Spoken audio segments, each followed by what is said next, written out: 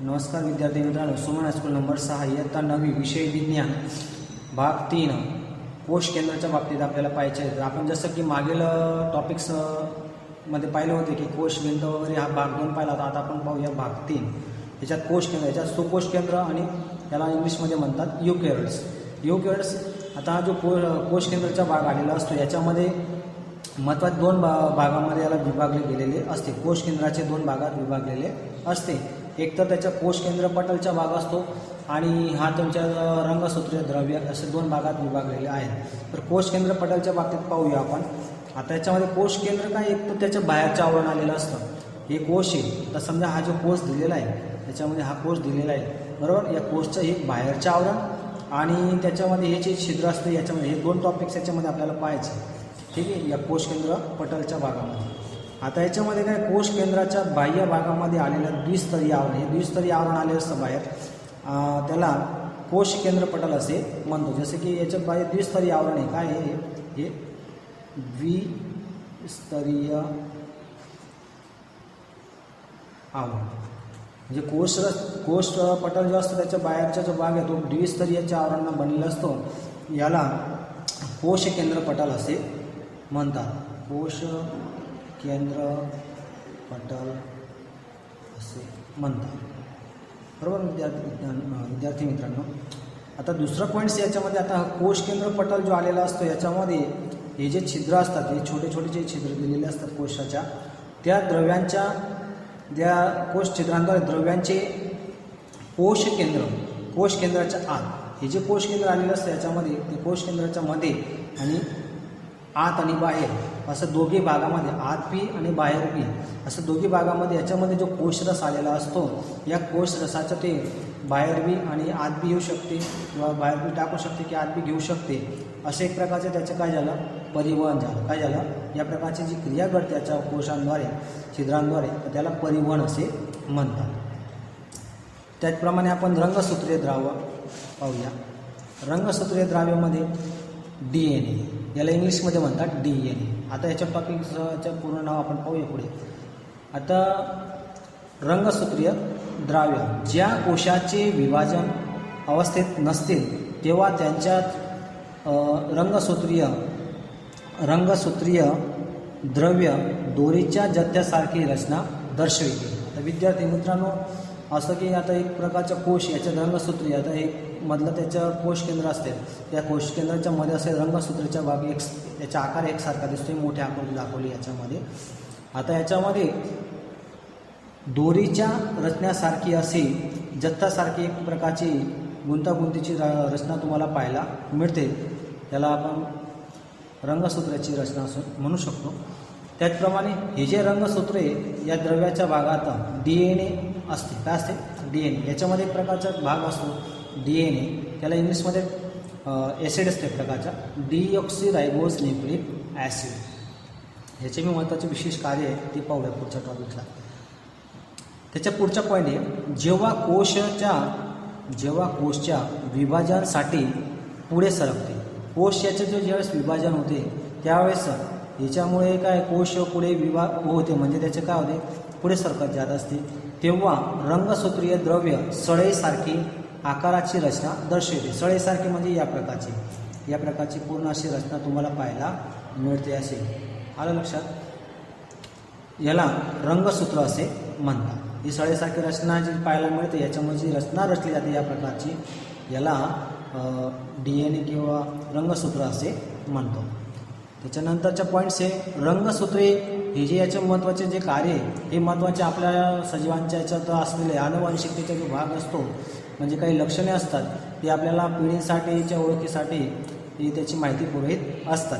रंगसूत्रे आनुवंशिकतेसाठीची माहिती एका म्हणजे पितृपिढीतून मुलांच्या पिढीमध्ये ट्रान्सपरंट लक्षण होते. एक प्रकारचे त्याचं लक्षण जे असतं, म्हणजे पितृमध्ये जे लक्षण पाहायला मिळते त्या प्रकारचे एखादं लक्षण मुलांच्या पिढीमध्ये सुद्धा आपल्याला पाहायला मिळू शकते. याविषयीची माहिती हे जे DNA असतं हे याची माहिती आपल्याला पुरवित असतात. त्यानंतरच्या भागी रंगसूत्रे हे जे असतात एक प्रकारे DNA आणि प्रोटीन्सचे बनलेले असतात. हे कशाने बनलेले असतात विद्यार्थी मित्रांनो? DNA आणि प्रोटीन्सने हे जे DNA भाग पाहायला मिळतो याच्यामध्ये आपल्याला पाहायला मिळत असतात, त्याच्याने बनलेले असतात. DNA अणू कोषचे संरचना आणि आयोजनाची माहिती पण पुरवितात. एक प्रकारे सजीवांची जी कोषची जी माहिती असेल किंवा सजीवांच्या बाबतची जी बी एक संरचनात्मक जे असते कशा पूर्ण जे भाग माहिती असते ती संरचनात्मक माहिती टप्प्याटप्प्याची आयोजनाची माहिती आपल्याला ते सजीवांविषयीची माहिती पुरवित असतात. त्याच्या पुढच्या पॉईंट्स आहे DNA कार्य करण्याच्या तुकड्यांना जनिन असे म्हणतात. याच्यात बी काही असे छोटे छोटे तुकडे बी आलेले असतात, हे पूर्ण असं लांब असं असे काही तुकडे बी असतात, त्यांचे एक प्रकारे त्यांना जनिन म्हणतात. DNA तुकड्यांना काय म्हणतात? जनिन असे म्हणतात. त्यानंतरच्या पुढच्या पॉईंट्स आहे विद्यार्थी मित्रांनो ते पाहूया. आता हे कोष केंद्र झालं. कोष केंद्राच्या विषयीची माहिती झाली दोन भागात, एक तर कोष केंद्र पटल आणि रंगसूत्रीय द्रव्य, हे आपल्या कोशांमध्ये आलेला भाग असतो, त्याच्याविषयी माहिती पाहिली. आता हे जे कोष केंद्र असते या कोष केंद्राचे कार्य काय विद्यार्थी मित्रांनो? हे कोष केंद्राचे कार्य काय ते पाहूया. त्याच्यामध्ये कोषमध्ये होणाऱ्या विविध क्रियांचे नियमन करणे, जसे की कोष आता बाहेर कोष टाकणे किंवा बाहेरमध्ये जो कोषरस असतो तो कोषरस कोशामधून बाहेर टाकणे किंवा मात घेणे या प्रकारच्या जे क्रिया असतात त्यांचे नियमन कालांतराने होत असतात. कोशाच्या प्रजनात कोश केंद्र महत्त्वाची भूमिका बजावत असतात. ही जी प्रजनन क्रियेमध्ये कोषची जी महत्त्वाची कोष केंद्र जे असतं त्याची महत्त्वाची भूमिका असते विद्यार्थी मित्रांनो. तर या प्रक्रियेमुळे ही जी प्रक्रिया घडते कोशांमध्ये कोष केंद्राद्वारा, या प्रक्रियेमुळे एका कोषच्या विभाजनाने एक प्रकारच्या नवीन कोषची उत्पत्ती किंवा निर्मिती होऊ शकते होते त्याच्याने. जसं की आम्हीच्या वागे त्याचा एक कोष निर्माण झाला, दुसरा एक कोष तयार होतो. तर याप्रमाणे तसं या प्रकारची त्याचे बरेचसे उदाहरणं पाहायला मिळू शकतात तुम्हाला. तर लक्षात ठेवा विद्यार्थी मित्रांनो, कोशाच्या प्रजननामध्ये कोष केंद्र जो असतो, समजा की हा एखादा केंद्र आहे, याच्यामुळे जे कोष तुटलेले असतात त्याचे परत त्याच्याद्वारा नवीन एक कोष उत्पन्न होऊ शकतो. नवीन हा एकच भाग दिलेला, याच्याकडून तुटलेला भाग परत यासारखी रचना आपल्याला पाहायला मिळू शकते. तर एक प्रकारचं काय झालं मग त्याच्या एक नवीन कोष त्याच्याद्वारे निर्मिती होऊ शकते. कोषच्या रासायनिक प्रवृत्तीद्वारा कोषचा विकास होत असतो. त्यांचा जो कोषरस असतो त्या कोषरस पण त्याला कोषचा विकास होण्यासाठी जबाबदार असतो आणि ते परिपक्वतेच्या स्थितीत येते तेव्हा कोष केंद्र एक महत्त्वाचा भाग बजावत असतात. ज्यावेळेस त्यांच्या केंद्रामध्ये निर्मिती होत असते, कोष केंद्राच्या स्वरूपात निर्मिती होते, परिपक्व झाल्यानंतर एक महत्त्वाची भूमिका ते बजावत असतात. त्यानंतरच्या आपण याच्यात चौथा पॉईंट्स पाहूया. रंगसूत्रात असलेले DNA म्हणजे जनिनचे अणू वारसागत रीतीने म्हणजे अनुवंशिकतेच्या दृष्टीने वारसागत लक्षणांची माहिती पुरवित असतात. त्यांच्याद्वारा लक्षणांचे पितृपिढीतून पुढच्या पिढीत वहन होत असते. म्हणजेच मी सांगितलं तुम्हाला त्याप्रमाणे एखादा समजा आता पितृमधून पितृंचे जे समजा पितृंचे लक्षण हे मुलांच्या पितृपिढीचे जे लक्षण आहे ते मुलांच्या पिढीत लक्षण पाहायला मिळतात. आलं लक्षात विद्यार्थ्यांना? जे एका पिढीतून दुसऱ्या पिढीमध्ये हे लक्षण पाहायला मिळत असतात. तर याला एक प्रकारची वारसागत रीतीने लक्षणांची माहिती पुरवित असतात. पितृपिढीतून पुढच्या पिढीत वहन होत असते. हे जे लक्षण आहे आनुवंशिकतेच्या दृष्टीने एका पिढीतून दुसऱ्या पिढीतून पुढच्या पिढीत या प्रकारची ती लक्षणांची माहितीची ती ट्रान्सफर होत असते लक्षणाची. त्याचप्रमाणे विद्यार्थी याचे उदाहरण म्हणून समजा पितृपिढीतून मुलांच्या पिढीत लक्षण पाहायला मिळते. मी सांगितलं तुम्हाला त्याप्रमाणे. तर विद्यार्थी मित्रांनो, आता हे सुकोष केंद्राच्या विषयी माहिती मिळवली. आता आपण पाहूया आदिकोष केंद्र. आता आदिकोष केंद्र याला इंग्लिशमध्ये आपण प्रोकॅरियोट्स म्हणतात. काय म्हणतात? प्रोकॅरियोट्स. प्रो याचा अर्थ काय आहे? याचा अर्थ आहे प्राथमिक आणि कॅरोट्सचा भाग जो दिलेला आहे याच्यामध्ये त्याला त्याच्यावर इंग्लिशमध्ये न्यूक्लियस पण होतो. आणि न्यूक्लियस म्हणजे काय, कोश केंद्र असतो. काय असतो, कोश केंद्र. तर चला आधी कोश केंद्राविषयीची माहिती पाहूया. प्राथमिक प्रकारचे कोश केंद्र असलेल्या कोशांना आधी कोश केंद्र कोश असे म्हणतात. एक प्रकारचे प्राथमिक प्रकारचे कोश केंद्र आलेलं असते त्याच्यामध्ये त्यांना आधी कोश केंद्र असे म्हणतात. जसं उदाहरणार्थ बॅक्टेरियाच्या भाग असतो, यांना काही एवढं हे नसते, परंतु बॅक्टेरियाचे एक प्रकार जीवाणू, याच्यामध्ये बॅक्टेरियाच्या भाग आहे सायनोबॅक्टेरिया. सायनोबॅक्टेरिया हे काय असते, एक प्रकारचे शेवाळचा ग्रॅन्युलरहित शेवाळचा भाग आलेला असतो. तर यांच्यामध्ये एक प्राथमिक स्तरचा आलेला असतो भाग, याच्यात द्विस्तरीय आवरण नसतं. आणि यांच्यामध्ये कोश केंद्र पण याच्यात पाहायला मिळत नाही, यांच्या कोश केंद्र पण अविकसित राहतात. तर ते पुढे पाहूया आपण. त्याच्या पुढचा पॉईंट्स आहे, त्यांच्यात कोश केंद्र पटलचा अभाव असल्यामुळे, त्यांच्यामध्ये कोश केंद्र पटलचा अभाव असल्यामुळे कोशच्या कोशकेंद्रीय प्रदेश कमी विकसित, म्हणजे एक प्रकारे अस्पष्ट रीतीने दिसतो, अविकसित झालेला असतो.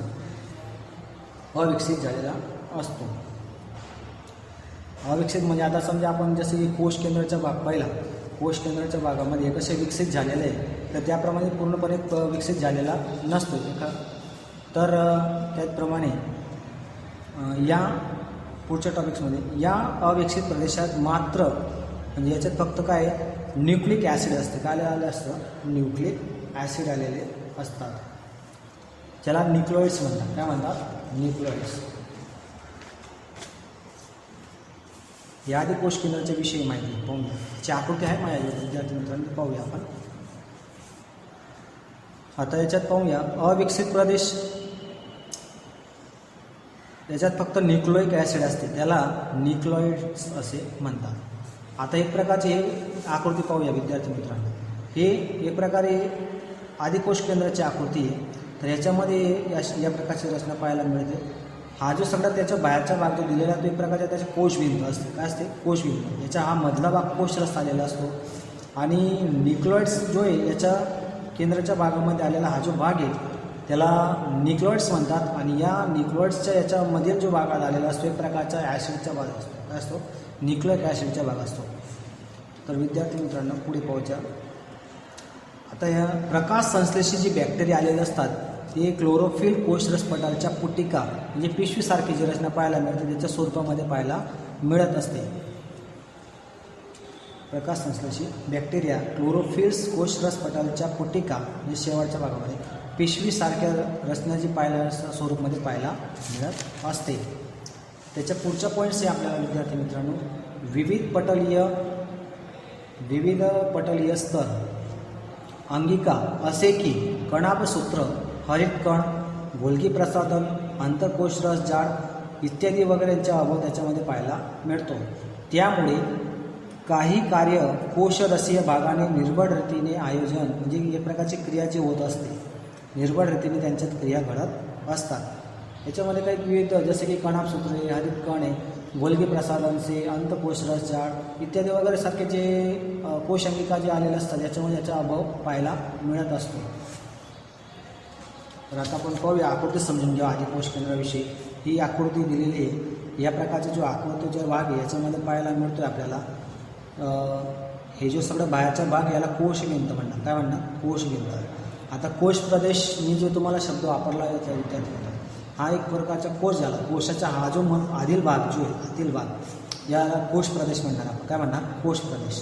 त्याचप्रमाणे हा जो इकडचा भाग जो दिसतोय कोश केंद्राचा मधला भाग या प्रकारचा भाग दिसतो आहे गडद रंगाचा तुम्हाला तो कोशरसाचा भाग आहे. कसला भाग आहे, या भागात कोशरस पाहायला मिळेल तुम्हाला.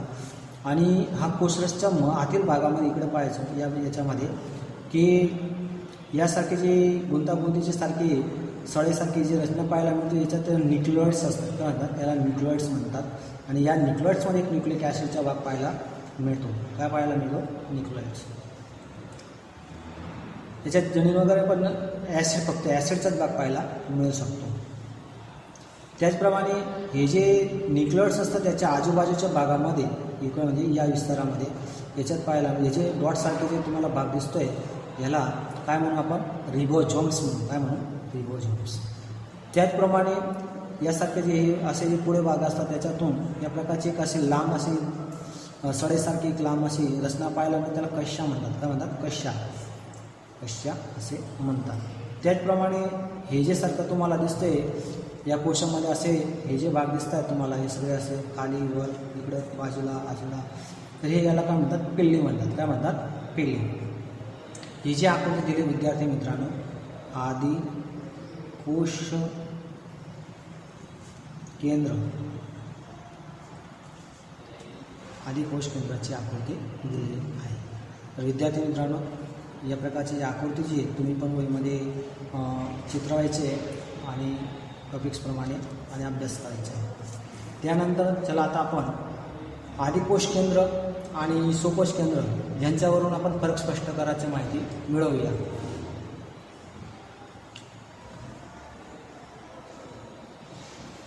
आदिकोश केंद्र आणि फरक स्पष्ट करायच्या बाबतीत हे कोश केंद्र म्हणजे सुकोश केंद्र आणि आदिकोश केंद्र याच्यावरून आपण एक प्रकारची त्याचे फरक स्पष्ट करायच्या बाबतीत आपण माहिती मिळवूया. जसं की आता पहिलं आहे आदिकोश केंद्र आणि सुकोश केंद्र सजीव. तर याच्यामध्ये कोश केंद्रावरूनच आपण याचे फरक स्पष्ट करायला येऊ शकतो. जसं की आता समजा पहिला पॉईंट आदिकोश केंद्रामध्ये पाहूया. कोश केंद्राच्या गैरहजेरीमुळे कोश केंद्रीय प्रदेश कमी विकसित झालेला असतो. आता याच्यावर एक गोष्ट लक्षात ठेवायची विद्यार्थी मित्रांनो आदिकोश केंद्रामध्ये कुठं कोश केंद्र पाहायला मिळतो तुम्हाला नाही, परंतु सुविकसित जो भाग याच्यामध्ये याच्यात कोश केंद्र पाहायला मिळतो. याच्यात हा सुविकसित सुकोश केंद्र हा अविकसित हा सुकोश केंद्राचा भाग याच्यामध्ये कसं कोश केंद्र पाहायला मिळतोय तसेच याच्यामध्ये आपल्याला आदिकोश केंद्र पाहायला याच्यामध्ये कोश केंद्र पाहायला मिळत नाही. हा अविकसित आहे आणि हा जो इकडचा भाग आहे याच्यामध्ये काय हा सुविकसित भाग. त्याचप्रमाणे याच्या तुलनेत पाहायला गेले कोश केंद्राच्या गैरहजेरीमुळे कोश केंद्राचा प्रदेश का होतो कमी विकसित झालेला असतो. आणि कोश इकडे सुकोश केंद्राच्या तुलनेत आदिकोशच्या केंद्रात सुकोश केंद्रात पाहायला गेले तर कोश केंद्र याच्यात हजर असते आणि कोश केंद्रीय प्रदेश याच्यात असतो सुविकसित झालेला असतो. काय झालेला असतो सुविकसित झालेला असतो. चला विद्यार्थ्यांनो दुसरा पॉईंट पाहूया त्याचे आकारमान. आता आदिकोश केंद्राचे आकारमान आणि सुकोश केंद्राचे आकारमान याच्या बाबतीत पाहूया.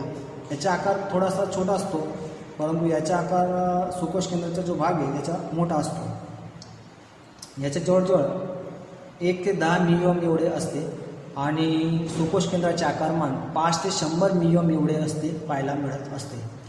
त्यानंतरचा तिसरा पॉईंट पाहूया विद्यार्थी मित्र प्राथमिक कोश केंद्र पाहायला मिळते. आदिकोश केंद्रामध्ये प्राथमिक कोश केंद्र पाहायला मिळते असते. त्याचप्रमाणे सुकोश केंद्रामध्ये पण सुविकसित कोश केंद्र पाहायला मिळते. सुविकसित कोश केंद्र असते.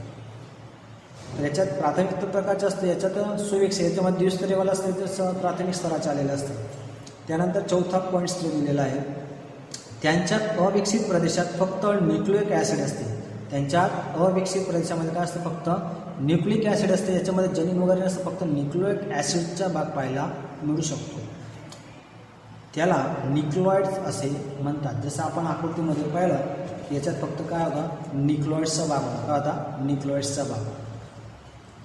त्याचप्रमाणे याच्या तुलनेत सुविकसित केंद्र पाहायला गेले तर त्यांचे न्यूक्लिक ॲसिड आणि प्रोटीन्सचे बनलेले रंगसूत्र असतात. याचा अर्थ असं विद्यार्थी मित्रांनो याच्यामध्ये तर फक्त तुम्हाला आदिकोश केंद्रामध्ये फक्त काय आदिकोश केंद्रामध्ये फक्त न्यूक्लिक पाहायला मिळेल. याच्यात जनिन वगैरे रंगसूत्र पाहायला मिळणार नाही. परंतु याच्यामध्ये हा जो तुमचा सुकोश केंद्राचा भाग जो दिला हे द्विस्तरीय आवृत्त असते परंतु याच्यामध्ये काय असतं रंगसूत्र आणि कोश केंद्र पाहायला मिळू शकतो. आणि याचे जे रंगसूत्र वगैरे असतात ते प्रोटीन्सने बनलेले असतात. कशाने बनलेले असतात प्रोटीन्सने बनलेले असतात. त्याचप्रमाणे 5वा पॉईंट्स पाहूया विद्यार्थी मित्रांनो. याच्यामध्ये कोश केंद्र स्तर तसेच कोश केंद्र स्तर तसेच कोशीय अंगिकेचे पण गैरहजर असते. म्हणजे याच्यात असं आहे की कोश केंद्राचा स्तर जो असतो फक्त प्राथमिकचे असतं बाकीचे एवढं याच्या तुलनेत याच्यात द्विस्तर असतं तसे याप्रमाणे याचं प्राथमिकच राहतं. तर कोश केंद्राच्या स्तर तसेच कोशीय अंगिका याच्या वेगवेगळे जसे की कोश अंगिका जसे की गोल्गी प्रसाधन वगैरे रिबोझोम्स वगैरे यासारखे जे काही अंगिका असतात कोशांच्या भागाचे ते याच्यामध्ये गैरहजर पाहायला मिळत असते. याच्या तुलनेत आपण सुकोश केंद्र जर पाहूया तर कोश केंद्र स्तर तर याच्यामध्ये पाहायलाच मिळतो. त्याचप्रमाणे कोशीय अंगिका याच्यात हजर असतात. कोशीय अंगिकामध्ये पाहूया आपण त्याच्यावरून हा टॉपिक तुम्ही समजून घ्या. आता हा सुकोश केंद्र आहे याच्यात काय आहे की कोश केंद्र हजर असते आणि त्यांच्या कोश अंगिका पण हजर असतात. जसं की याच्यामध्ये कोश केंद्र आहे, हे कोश केंद्र आहे, कोश केंद्र कल्ला आहे, कोश केंद्र रस आहे, कोश केंद्रिका आहे, कोश केंद्राचे छिद्र आहे, कोश पटल आहे, द्विस्तरीय आवरणचा भाग आहे, कोश पटल. तर ह्या प्रकारचे एक प्रकारचे त्याचे कोश अंगिका आहेत. काय कोश अंगिका हे याच्यामध्ये हजर असते. त्याचप्रमाणे आपण याच्यात पाहूया. आणि याच्यात आदिकोश केंद्रामध्ये याच्यात आपल्याला फक्त काय दिसतोय, फक्त कोशबिंदूसारखं आणि न्यूक्लिओइड्स आणि रिबोझोम्स यासारखं पाहायला मिळतं. बाकीचे अंगिका पाहायला मिळत नाही. तर त्यांचे गैरहजेरी याच्यामध्ये पाहायला मिळत असते. त्यानंतरच्या 6वा पॉईंट्स पाहूया. त्याच्या उदाहरण आदिकोश केंद्राच्या याच्यात भागात आपण जसं की बॅक्टेरियाचे कोश असतील. आता बॅक्टेरियामध्ये पाहायला गेले याच्यात एवढं कोश केंद्राचा भाग वगैरे नसतो आलेला, तर त्यासाठी त्याच्यात पाहायला मिळणार नाही. गैरहजर असते सगळ्यात, कोशांगिका वगैरे सगळ्यात त्याच्यात गैरहजर असते. फक्त प्राथमिक वरच्या स्तराने त्याच्यात बनलेला भाग असतो.